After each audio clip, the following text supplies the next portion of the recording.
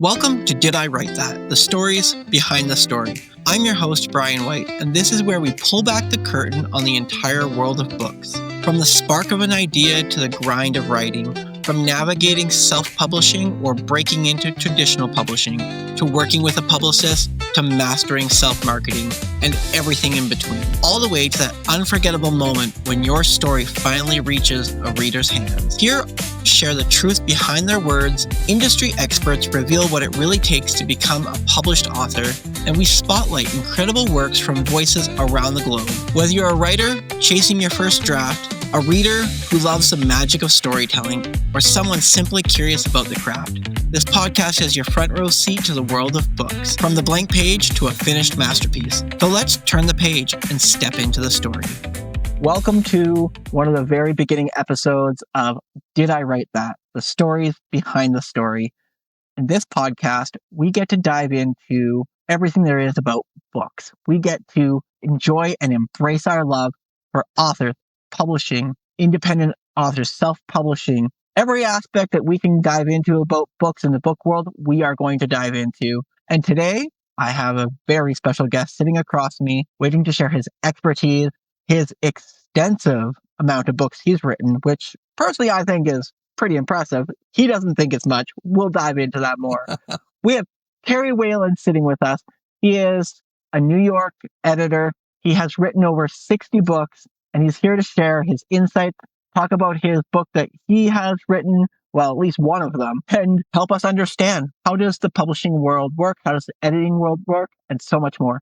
Terry, thank you so much for joining me. Bryan, wonderful to be here with you. I appreciate this opportunity. So Terry, I would love to pass you the floor here and have you dive in with us for our audience and tell us about what you do in the editing world, how you got there, and how you incredibly have written 60 books. That's no small feat. Well, I thought I was going to be a newspaper reporter, Bryan. That's where I started training as a journalist. I went to Indiana University and studied journalism there.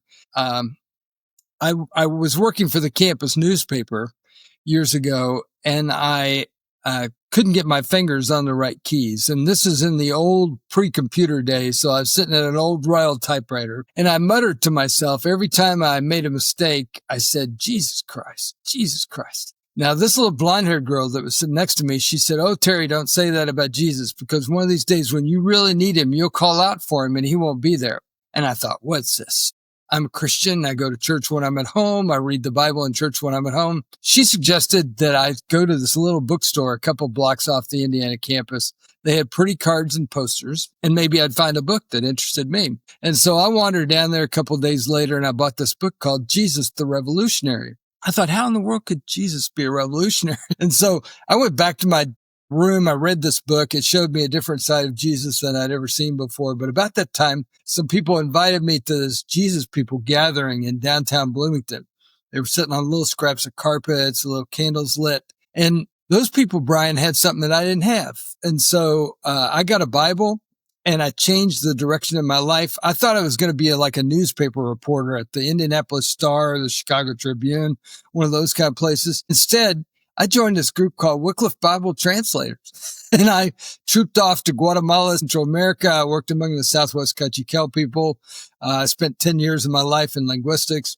And then I wandered back to my writing. I started writing for magazines, is where I started, and went to a writers conference. I always encourage writers to go to writers conferences because you can meet the right people, when you do that kind of thing. And I was out walking with one of these editors, and she said, "Terry, I got this problem." And I always listen when these editors say they have a problem. She says, "I'm an editor at David C. Cook, and our mission as a company is to publish books that help kids learn about the world out there.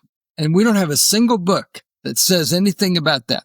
What kind of ideas do you have?" Well, at that time, my kids were little, and so I was reading a lot of picture books to them. And I knew that Stephen Lawhead, he writes fantasy books, had a kids book series called Howard Had. Howard had a hot air balloon. Howard had a spaceship. It combined real pictures with a little cartoon character. And so I said, what if we took our real pictures at Wycliffe around the world, combined it with a cartoon character, to help kids be able to visualize that. And she said, "Oh, that's a good idea, Terry. Write that up and send that to me."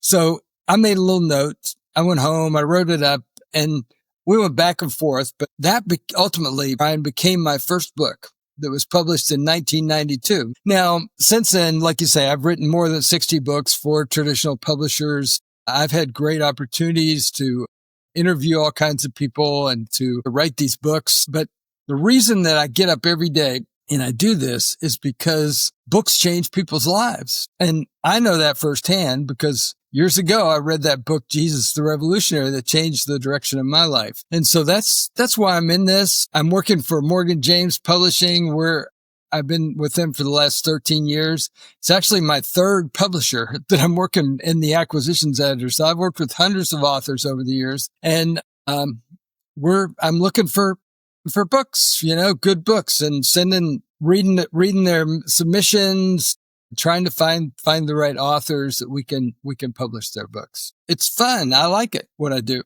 every day. That's an incredible feat and a powerful story of how you brought yourself into the world of books and your writing.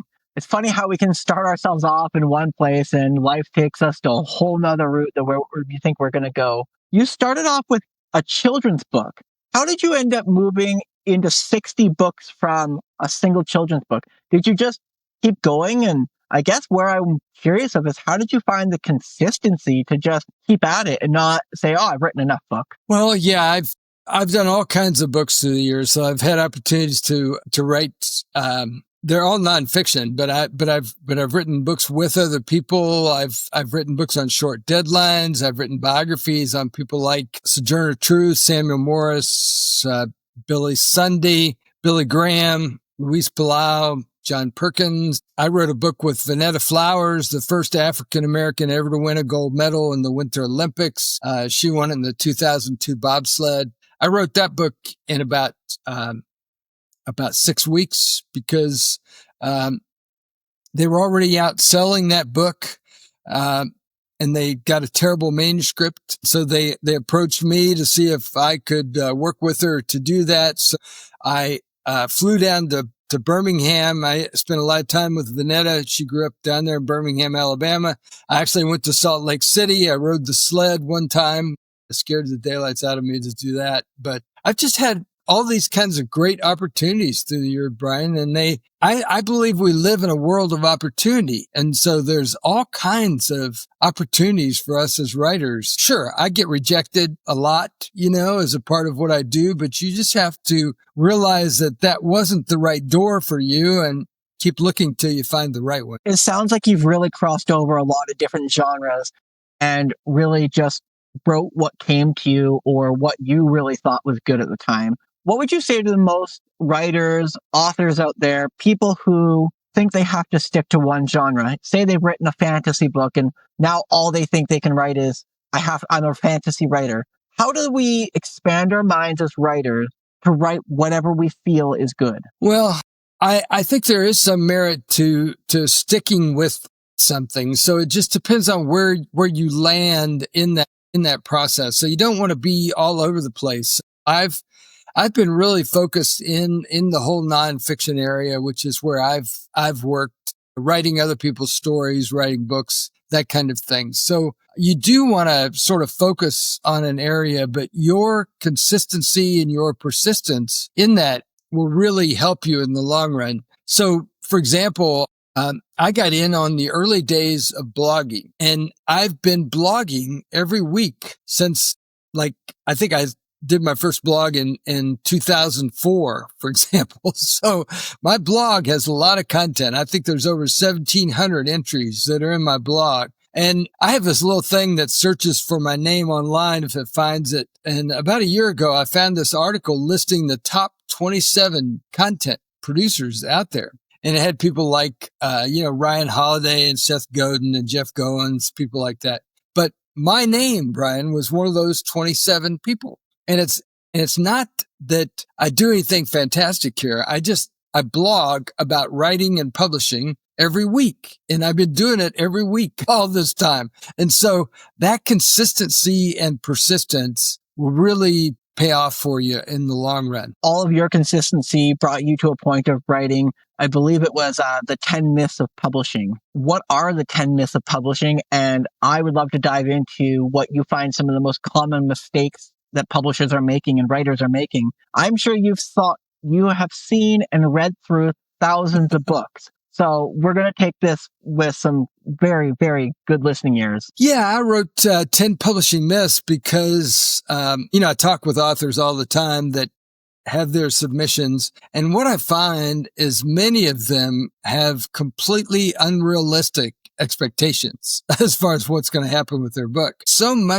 One of the things that I've learned about publishing is that so much of it is outside of my control. Anything that I can actually do. I mean, I can't make a bookstore buy your book. I can't make a reader go into a bookstore and order your book or order it online. I mean, there's only one person on the planet that I have any control over, and that's me. And so I've kind of learned the hard way about this. And so in this book, I really tried to help people see that a lot of it is outside of their control, but there are some things that they can do. And those are the things that they really want to emphasize. So like, for example, authors will tell me, well, my audience is over on YouTube, or my audience is on LinkedIn or Facebook or Instagram or one of those places. Well, those are all good sites. Don't get me wrong.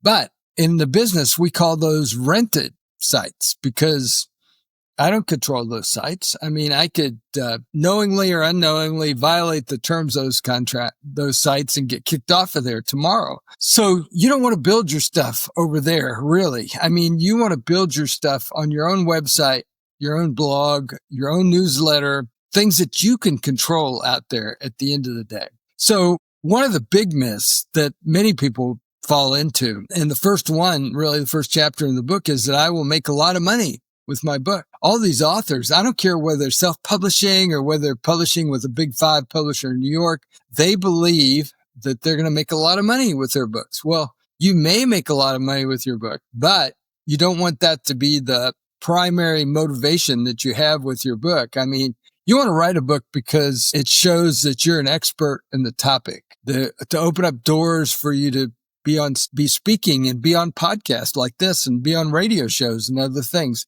That book is kind of a door opener for you to be able to have those opportunities. You may make some money from that, but you don't want that to be your primary objective as you put that together. What is myth, say 2 and 3, or mistake 2 or 3 that you see a lot of writers and authors making? Yeah, another one of the myths is they believe that their publisher will market and sell their book. Now, don't get me wrong. I don't care how you publish. Your publisher's gonna market and sell your book, but you are really the primary person that has the greatest passion and desire for your book. And so you want to take that passion and use that as your fuel to get out there and be telling people about your book, because at the end of the day, you're the best person to do that kind of thing. Sure. At Morgan James, I mean, we love our authors. We want to encourage them. We want to help them, but we're publishing, Bryan, somewhere between 150 and 200 books a year.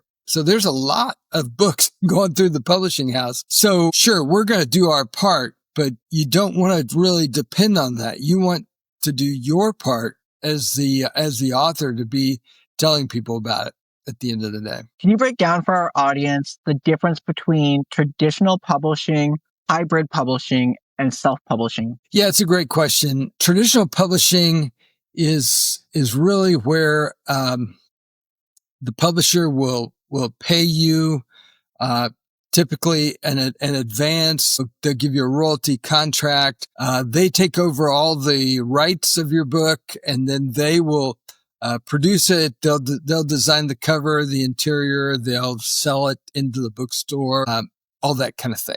Really much more of a traditional deal. Often to get a traditional deal, you need a literary agent, and they're very selective as far as who an agent will take on to take because agents work with publishers all the time, and publishers have a very high standard as far as what type of material they're going to take. They want that author to have connections, readers. We call that a platform, where they have a readership sort of developed for the book. The bigger it is, the better, the more likely that they're going to take your material on. At the other end of the spectrum is the self-publishing. You do it all yourself and you pay for each step of that process. Pay somebody to design your cover, design your interior, put it up on Amazon, put it up on your own website. And, in that process, I mean, you've been through it here, Brian. It's very easy to spend, $5,000, $10,000 doing that part of the process, and then a little marketing in there as well. In the middle is another type of company that I call it independent publishing. You called it hybrid just a minute ago, but I think it's really, there's a lot more opportunity in that middle ground. And that's the kind of thing that Morgan James has been doing now. We're in our 21st year as a publishing house. We produced over 6,000 titles, sold over 20 million books. We're considered a medium-sized New York publishing house. Our books at Morgan James have been on the New York Times list 29 different times. They've been on the USA Today and the Wall Street Journal bestseller list over 200 times.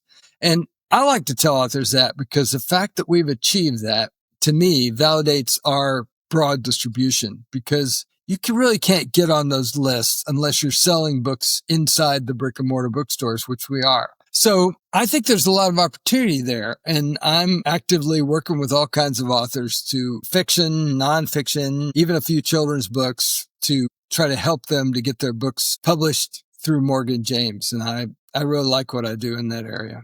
What does it take to make a book a number one bestseller or hit any of those top lists?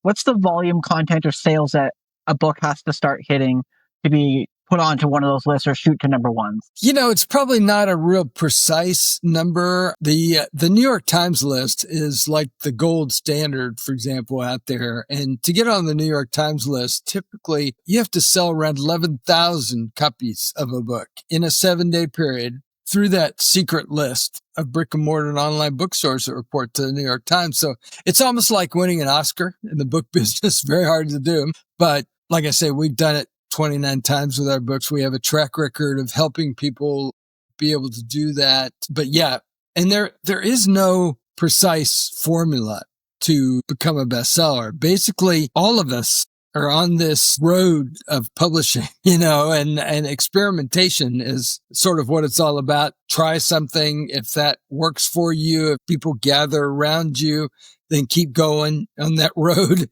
If it doesn't work for you, stop that and try something else. I mean, there's, my friend John Kramer, for example, has this big, thick book I have over on my shelf called 101 Ways to Market Your Book. I mean, there are lots and lots of different ways out there to get your book out there. And you just, as an author, you have to keep experimenting and see which is the right route for you out there at the end of the day. How many books do you see come across your desk alone or through your publishing house? And I would say, what is the percentage that actually get accepted? It's really a good question. We, as a publishing house, we receive close to 5,000 submissions a year. So there's a lot of material coming through. And like I say, we only publish 150 to 200 books. So there definitely is a sifting process to see if it's the right author, the right book, the right material for us. And I spend a lot of time with authors on the phone, talking to them about why they wrote the book and the kinds of unique things we do at Morgan James, and see if it's a fit or not. And that's really what you're looking for as an author. You have to enter into that process and find that right place for you at the end of the day. Through the thousands of pieces of work that have come across your desk, the multitudes of books that you've written, is there an absolute no-no and an absolute must-do when it comes to writing? Well, I would say the no-no that you want to be aware of is you want to be building those relationships with people however you can. And you want to make sure that you come across as a can-do, easy to work with person. Because if you're not, then that will show through and that'll hinder you in the future. So, they always say never burn a bridge. So you never want to burn a bridge. You want to just keep building those relationships with people out there, because you never know when one of those relationships will be important to you. And I think a lot of the things you can do, you want to you want readership, your own author newsletter, a lot of those kinds of things. I'm active on social media, but you have to sort of control that and figure out, which are the things that you can do with your schedule and all that. So you want to be kind to yourself, but you also want to keep it going out there. I know there's many people, such as myself, who, when it comes to our writing and our creative spontaneity and sometimes the writer block, we develop these, I'm going to call them habits and rituals and just particular things that help us do our work.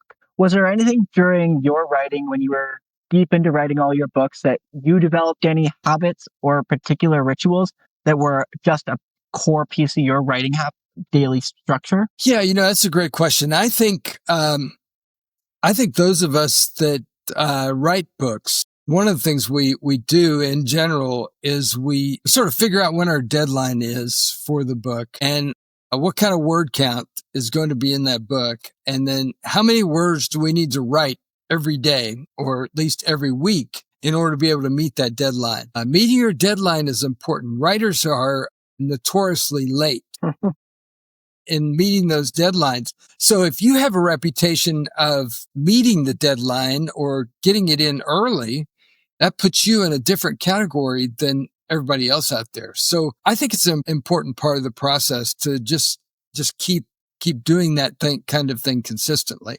Then one of the things that every writer needs to start out with is to have a business plan, or in the business, we call that a book proposal. And I don't care whether you're writing fiction or nonfiction or a children's book or devotional, whatever it is you're writing, you still need that book proposal. And so as an acquisitions editor, I was very frustrated because I would not have some piece that I needed from the author in order to be able to get them a book contract at the publishing house. And so out of my own frustration years ago, I wrote this book called Book Proposals That Sell, 21 Secrets to Speed Your Success. Now, that book has helped a lot of people find an agent, get an advance, get a publishing deal, but publishing's changed a lot since that book was written. And the book has over 150 five-star reviews, but people can get that book from me for free, the whole book, if they go to bookproposals.ws, bookproposals.ws.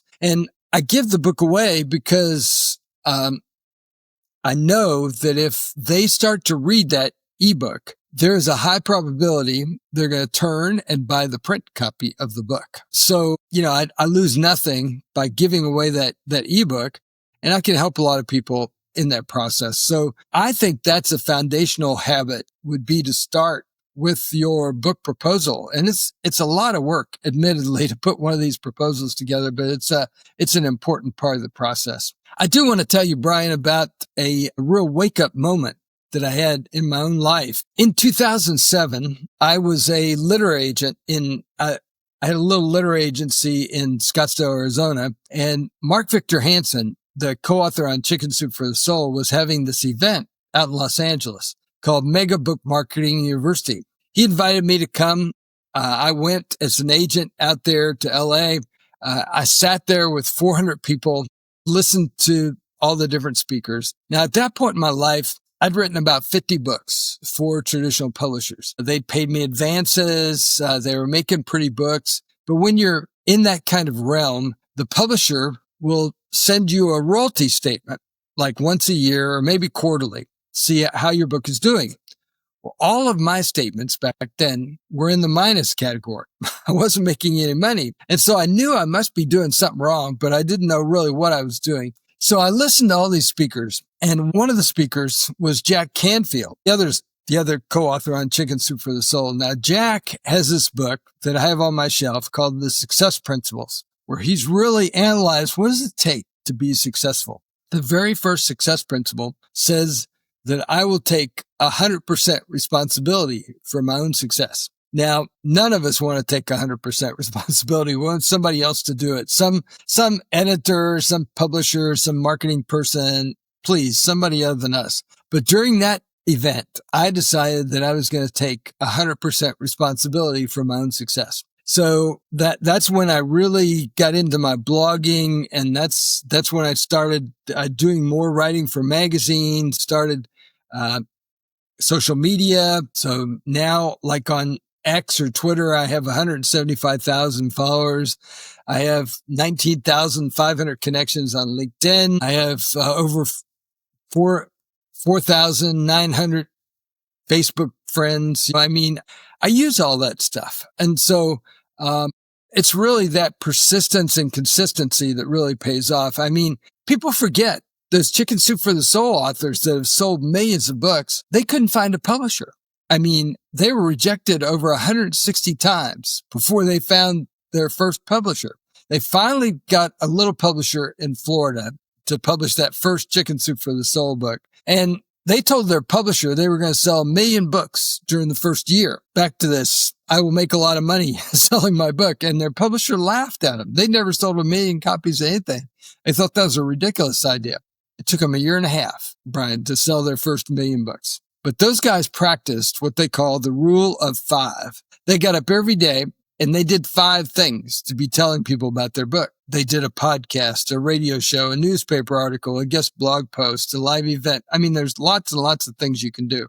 But by doing that consistently over and over is really what made the difference for them in their book. And that's kind of, it's simple, but it's a big thing that every author can do to help your book really get out there at the end of the day. And like I say, that's why I wrote 10 publishing myths here. And I have a special offer, Brian, with this book even that I try to help people do. If they go to publishingoffer.com, publishingoffer.com, they'll see where they can get this book from me for only $10. That includes the shipping, along with over $200 worth of bonuses. And so I really want people to get this book and apply these lessons to their own life. Now, these bonuses are not just funky bonuses. You know, one of the bonuses is an audio of a self-published friend of mine that sold thousands of books to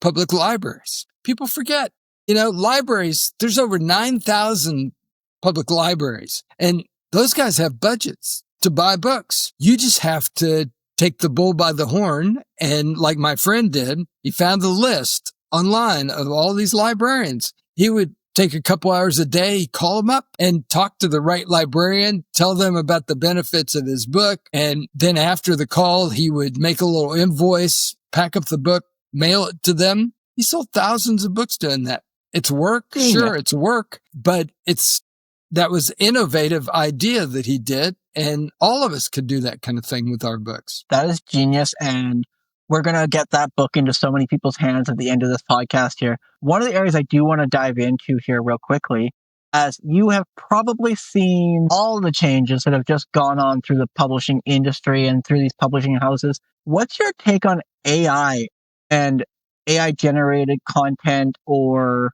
people using that more in their writing? I know that there's a big controversy when it comes to that in the writing world, but I'd love to know from your perspective and your experience and what you know of this in the writing industry, what is AI changing? Yeah, it's changing all kinds of things. You know, it can even help you find podcasts, you know, to be on. And there's all kinds of things that it can do for you. I don't personally use it for my writing. I don't think I need that. So, but I think you do have to be suspicious of some of these books, the way they come in and the writing doesn't look like it was something that was human generated. It was something that was machine generated. That suspicion is definitely going on out there, but AI is helping us on a number of different fronts. And I think there's still a lot to learn and to experiment in that area, but I personally do not use it a whole lot. So I don't really have a lot of insight to give you in that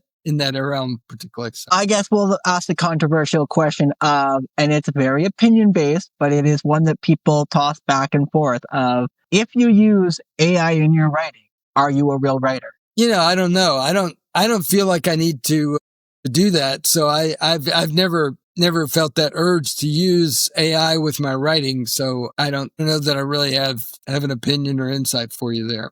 Other than I don't do it. That's what I tell you. So.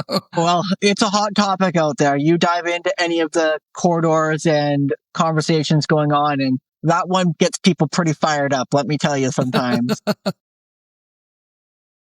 I would love to bring our conversation full circle here. And this seems like a great place for our audience just to be left with what would be the greatest piece of advice someone that wants to start writing their first piece of work and get into writing? What would you tell them? I would tell them to look to an area that they probably aren't going to think about. I would encourage them to write up their personal experience stories and write those for magazines.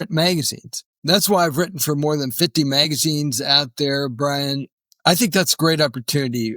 In the book publishing world, for example, numerically, if your book sells 5,000 copies during the lifetime of the book, that's a good number. Where in magazine publishing, it's very easy to reach 100,000, 200,000, 500,000 people with your magazine work. So write those personal experience stories. All of us have these strange things that happen to us. Write those up into a personal experience story that's 1,200, 1,500 words. That's a few pages. Look at magazines. Many magazines will take personal experience stories. Get your stuff out there into those magazines. And it all depends on how you write it. If you write it on similar kinds of topics, those different magazine articles could be chapters for your book. So it's all a matter of being strategic about how you put it together and get it out there.